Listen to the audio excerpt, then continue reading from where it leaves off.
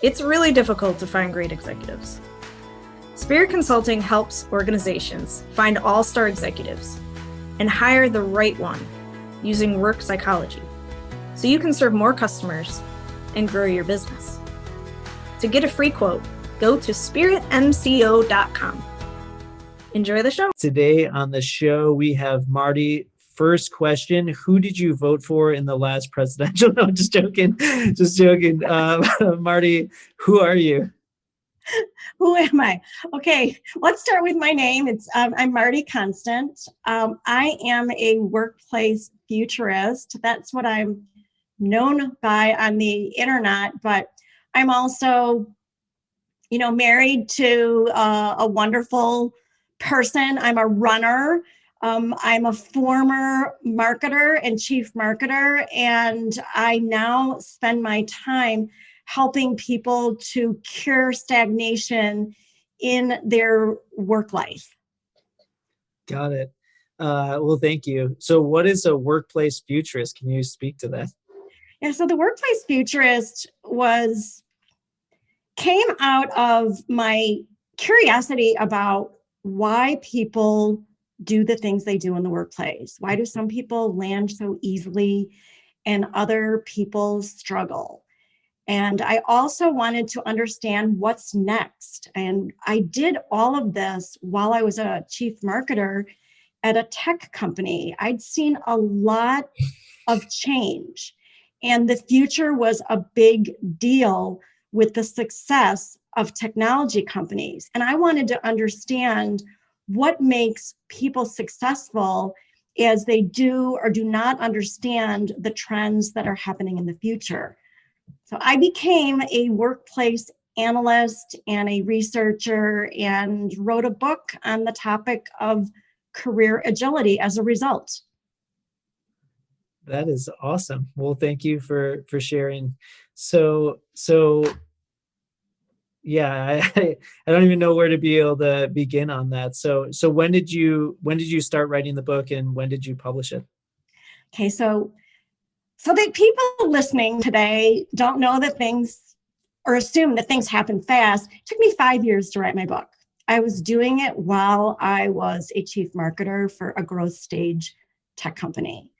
And I did it on the side while I was traveling and doing my job.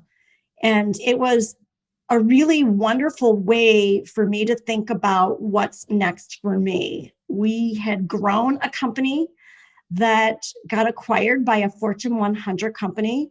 Wow. I then went to work for one of the customers, a global electronics company headquartered in Korea. It was complicated, and I was traveling to Silicon Valley. And while I was doing all that, I knew that I was going to leave marketing, and I knew that I wanted to help people craft their careers in a way that made them more joyful and more satisfied.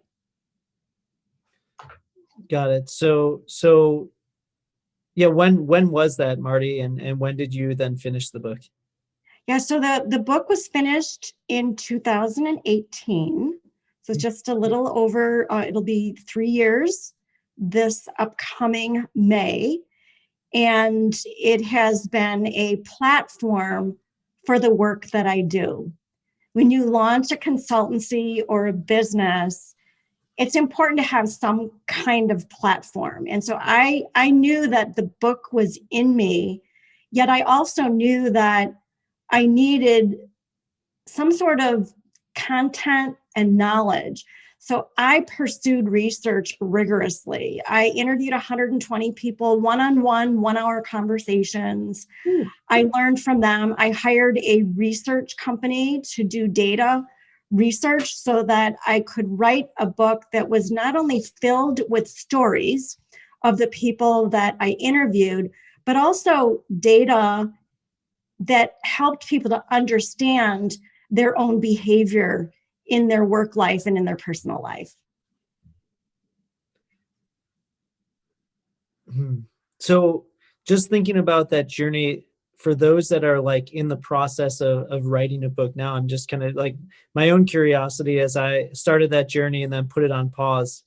But was just kind of curious, like, did you find during that experience can you maybe speak to kind of like the highs and lows of like writing a book before actually publishing and launching out in that way?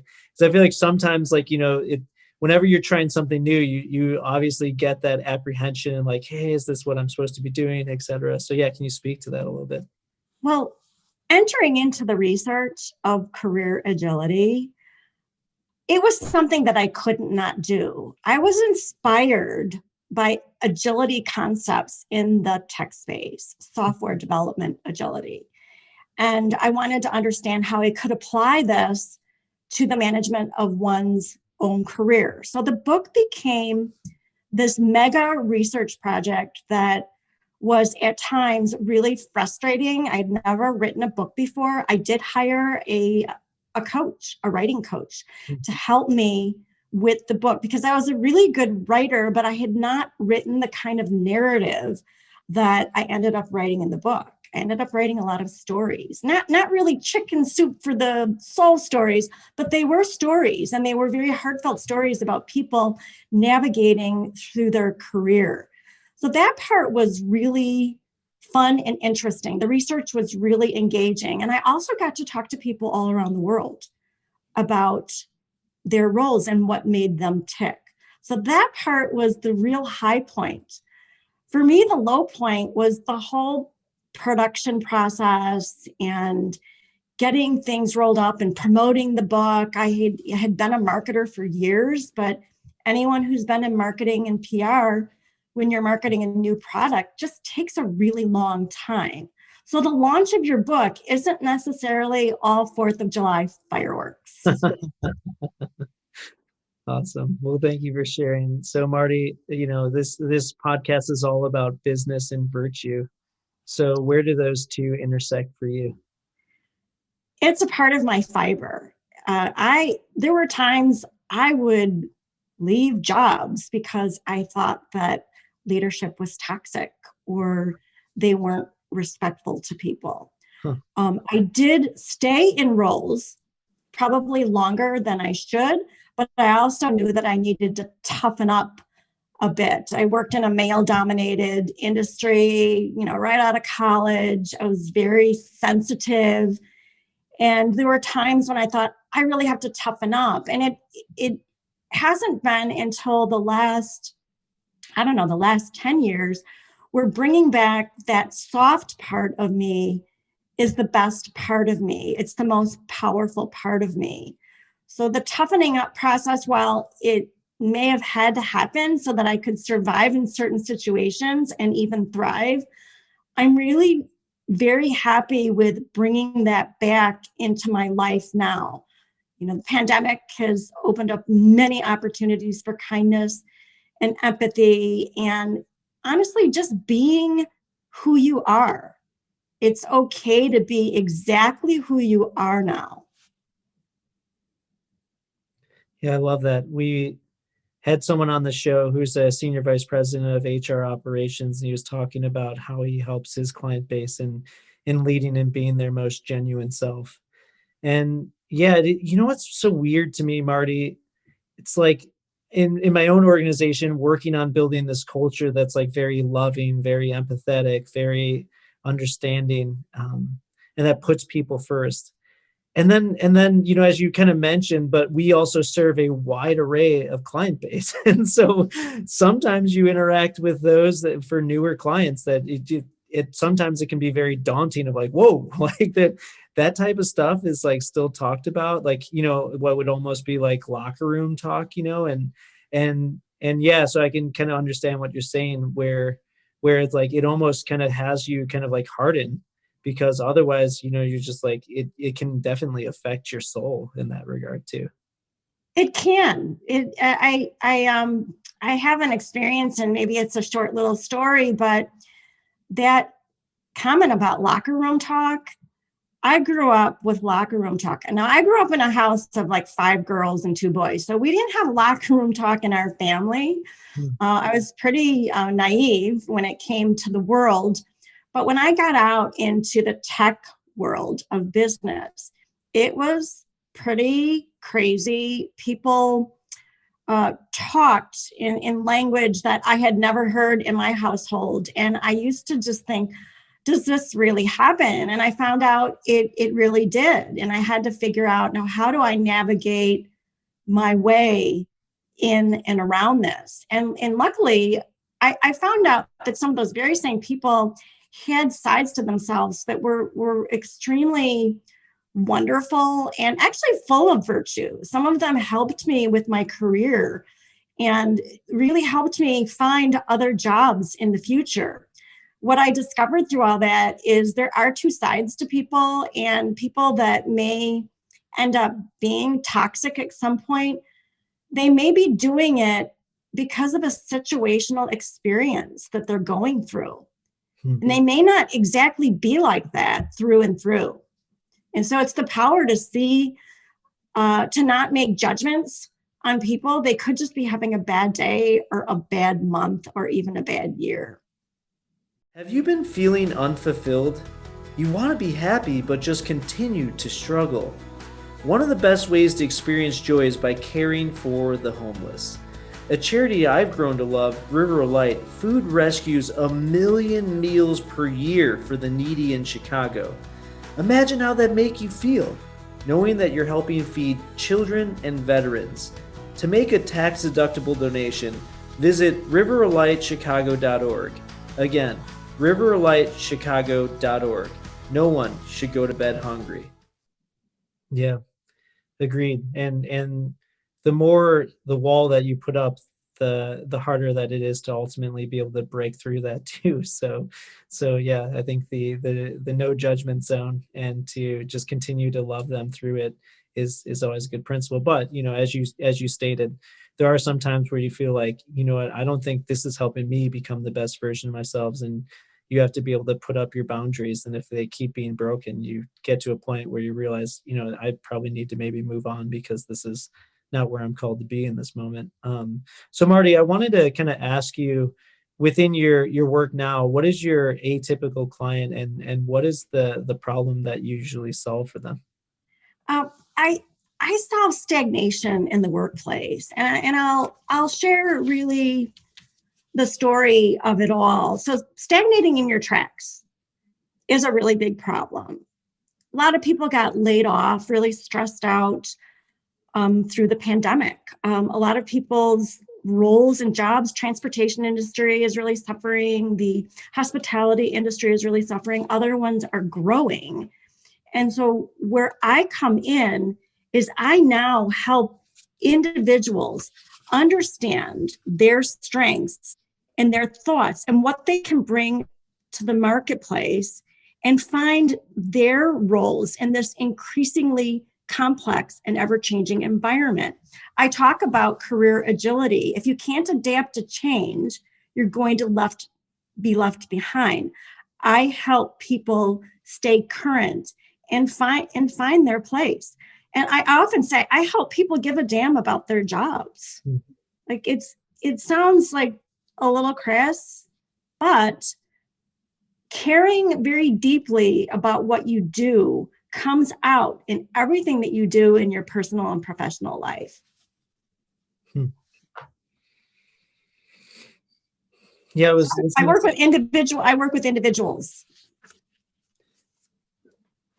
Got it. So could you maybe give us like a testimonial or a success story in working with one of your clients where you help them through transformation in this regard? So an example would be, I'll use an example of someone who is in the middle of change, lost their role in a major bank, actually a global bank. And the reality was he was really tired of the type of role. He was a data analytics person. He used to help money managers across the globe from major institutions make decisions about money movement. And he did that with data. And he did that with technology. And he got to a point where, you know what, this isn't really fulfilling for me. I'm really good at it. I'm really good at spreadsheets. I'm really good at software programs. But what is it that I can do to have some sort of purpose? And he found a way in that of thinking about overlapping his area of expertise and his interests. He did a lot of research in the process and decided that, you know what, cybercrime and cybersecurity is a big opportunity. And I want to help prevent that so that people and organizations are not harmed. So he went into it with the spirit of fighting fraud. And he put on his LinkedIn profile, aspiring fraud fighter. So like I recommend anyone who's looking for something, if you're an aspiring data analyst or, an aspiring, digital marketer, to put that right in the headline of your LinkedIn profile, because it shows your intention and it shows that that's where you're headed. So it's that kind of transformation. And this is something very interesting about this person too. He took a lot of extra time. He's got 3 children. He took a lot of extra time during his work layoff to take longer walks, to understand who he is. He participated in job search work teams with other people who were in the middle of their career that were going through similar things. He worked with career coaches. So he asked for help, and he worked very hard on himself, working on things like self-awareness and trying to find what it is that's next, that is going to be something that fills him with purpose instead of just ritual. So Marti, you talked about, leading with passion. Why do you care, and why do you do the work that you do? I want to unearth the barriers that get in front of people taking action. When people stagnate, they're not growing, they're not moving. So my advice to people is, when change is happening, don't do nothing. It is a perilous route to stand there and not at least take an observation about what's happening, noticing the trends, and then taking action. Movement and mobility are just critical key components of a successful life.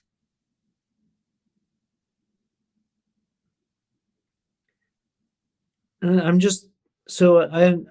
can totally understand like the work that you do, but I'm just trying to understand, like, was there a moment in your own like career that just you kind of felt like you were in that and then you didn't want other people to go through that?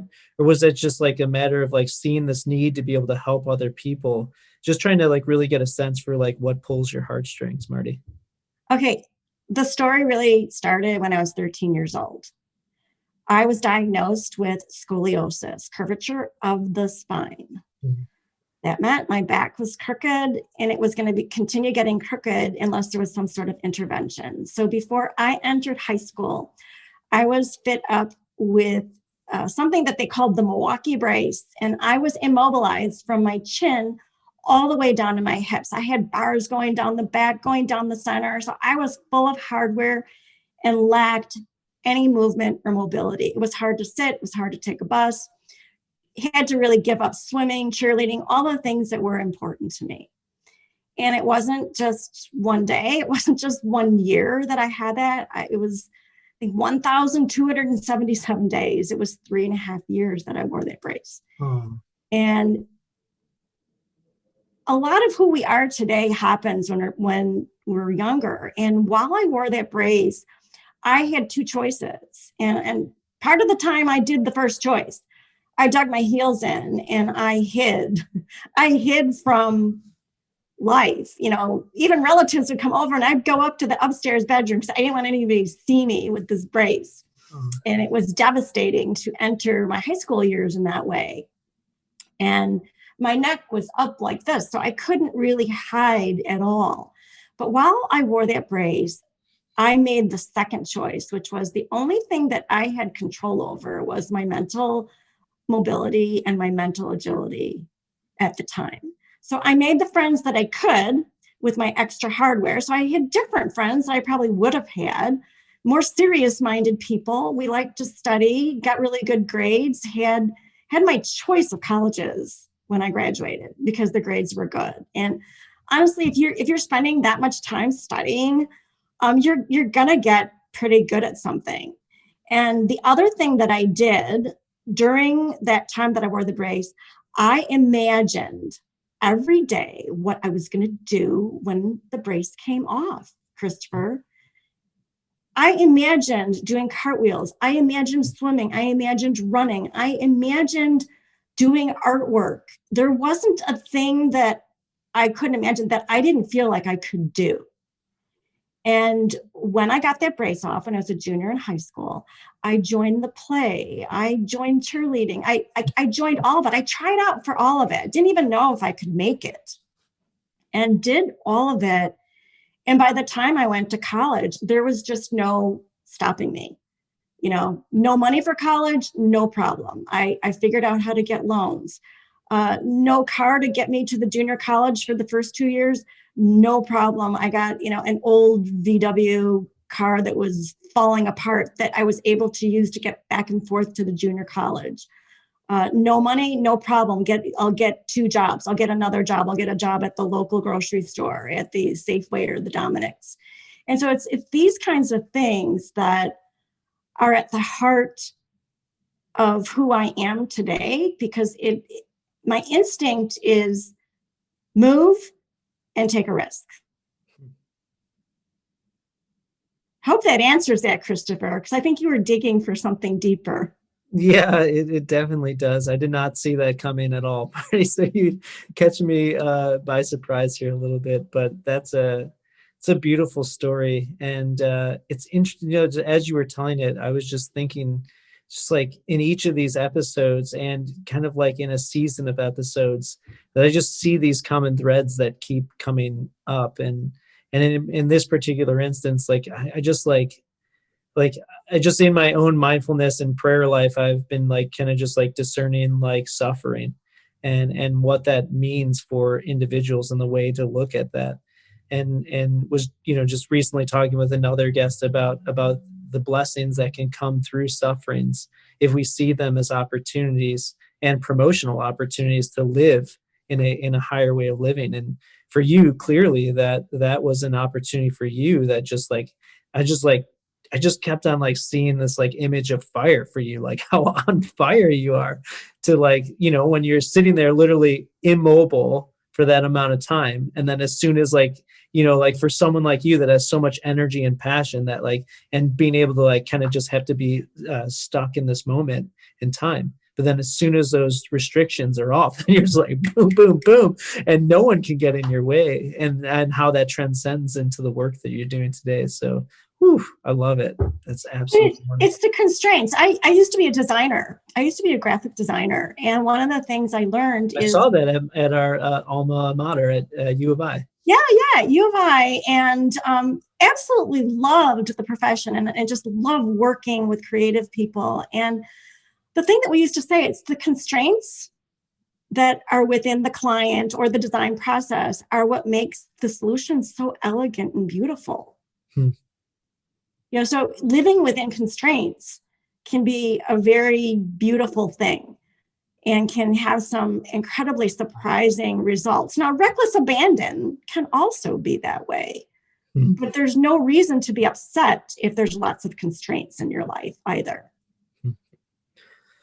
Well, Marti, definitely loved being able to dive in deep with you about the work that you're doing today, and excited to see the way that it blesses other people in their work. How can people get a hold of the work that you're doing? They can get a hold, and I'm going to spell it out. MartiKonstant.com is my website. MartiKonstant.com. And there they can sign up for an Agility Think newsletter and be aware of my agility framework for job search that's going to be launching in the next couple months. That's wonderful. And obviously through these times, that's definitely needed today. And so thank you for offering that to the world, and excited to see you continue on your journey, and looking forward to continuing the dialogue with you too, Marti. Thanks, Christopher. Hey, no problem. Take care. Hey, Chris here. Hope you enjoyed the episode where we discussed all things going bald. Just joking. If you enjoyed the episode and the podcast, will you please subscribe on YouTube or Apple Podcasts or Spotify? Or you could also share it with a friend. That would be tubular. I hope you have an awesome day.